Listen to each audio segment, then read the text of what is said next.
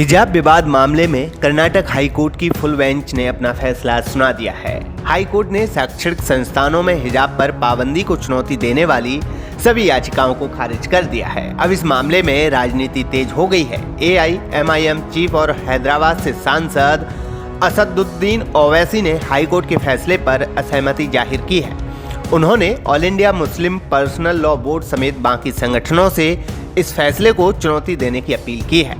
असदुद्दीन ओवैसी ने Karnataka high court के आदेश पर ट्वीट किया, मैं हिजाब पर कर्नाटक हाई कोर्ट के फैसले से असहमत हूँ। फैसले से असहमत होना मेरा अधिकार है और मुझे उम्मीद है कि याचिकाकर्ता अब इस केस पर सुप्रीम कोर्ट में अपील करेंगे।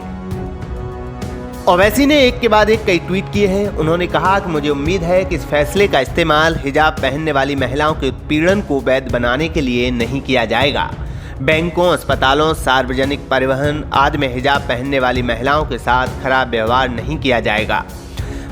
यही मोदी सरकार ने, आयरिश सरकार ने जब हिजाब और टर्बन को अलाउ किया अपनी पुलिस में, तो उसमें वेलकम किया। आज आप क्यों उसको खिलाफ कर रहे हैं?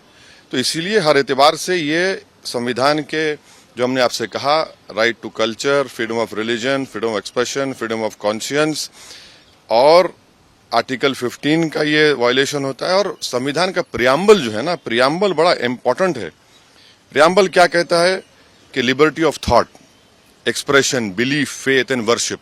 तो ये सब चीजें, इसलिए उम्मीद करते हैं कि सुप्रीम कोर्ट में इसको अपील किया जाए। हमारे एक MIM पार्टी के नेता हैं जो कर्नाटका के, उन्हें भी पिटिशनर हैं।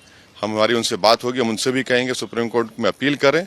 और इसका एक और जो नेगेटिव इम्पैक्ट होगा, आप देखेंगे कि मुस्लिम महिलाओं पर टारगेटिंग होगी उनकी जगह जगह पर। मॉडर्निटी की निशानी यह है कि हिजाब ना पहने।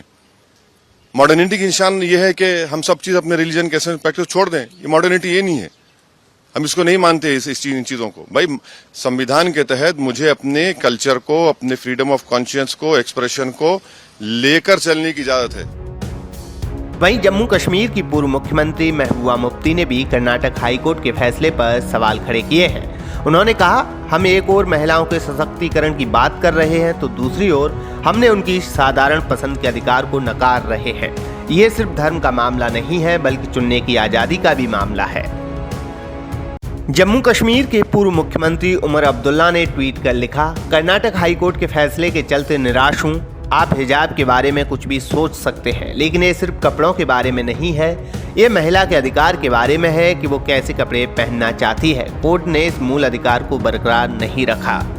बता दें कि कर्नाटक हाई कोर्ट ने अपने आदेश में कहा है कि हिजाब पहनना इस्लाम की अनिवार्य धार्मिक प्रथा नहीं है। आगे कहा गया है कि 5 फरवरी के सरकारी आदेश को अमान्य करने के लिए कोई केस नहीं बनता है। हिजाब विवाद मामले में फैसला सुनाते हुए कर्नाटक हाई कोर्ट ने कहा कि स्कूल यूनिफॉर्म का प्रिस्क्रिप्शन एक उचित प्रतिबंध है जिस पर छात्र आपत्ति नहीं कर सकता है। मामले की सुनवाई कर रही बेंच ने भी कहा कि सरकार के पास सरकारी आदेश जारी करने का अधिकार है और इसके अमान्य होने का कोई मामला नहीं बनता। दूसरी तरफ याचिकाकर्ता छात्राएं और संगठन कर्नाटक हाईकोर्ट के फैसले को सुप्रीम कोर्ट में चुनौती देने की तैयारी कर रहे हैं। फिलहाल वकीलों की टीम अभी फैसले का अध्ययन कर रही है। याचिकाकर्ताओं के वकील उसमें से लीगल पॉइंट देखकर उन्हें सुप्रीम कोर्ट में चुनौती देंगे।